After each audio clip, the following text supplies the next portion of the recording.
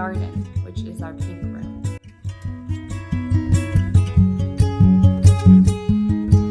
We knew from the beginning that we wanted to have 4 rooms with 4 distinct feelings and settings, so that when our guests came in, they could really feel like they were being transported from world to world, from realm to realm.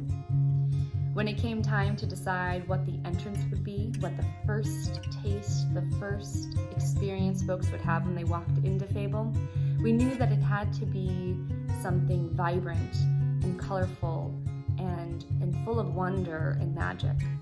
And what better place than a garden? You might be wondering why Evan isn't on screen very often, and honestly, he's a little camera shy. So I do a lot of the talking here on the videos. But he told me that The Secret Garden was one of his favorite books growing up. After he had to read it for school, him and his mom created a small secret garden in their backyard. And it was one of the first experiences Evan ever had with connecting with a piece of literature and really understanding the power and the magic a story can have for your imagination. So when it came time to design our garden, our pink room, we knew we had to bring in a lot of those magical elements.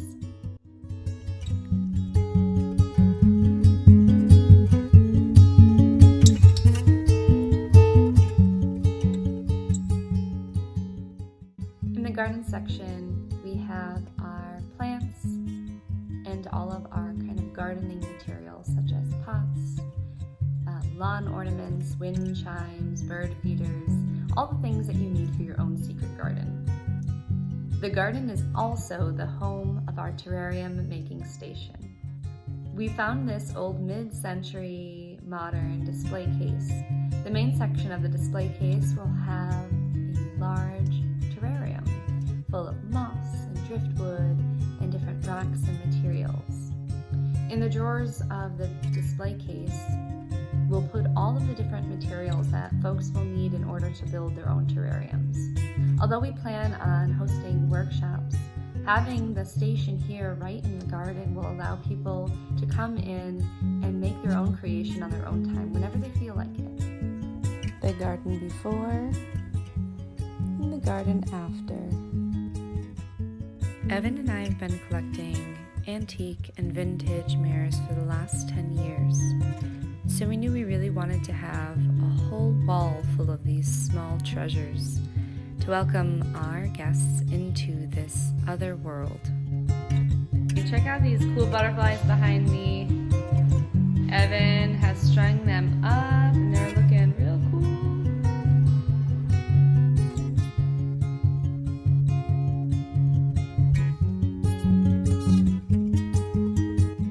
So what inspired you to hang butterflies from the ceiling in the garden? Because it's something that you would see when you look up in a garden, but I just exaggerated it. Now we'll take a look at the evolution of the garden.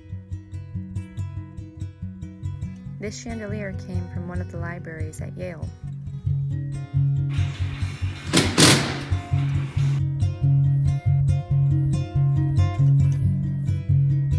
The final element of the garden is our front counter, which went through a series of versions until we finally settled on the one we have now. And that's the garden. Thank you so much for tuning in to this episode in our journey to opening Fable. Until next time,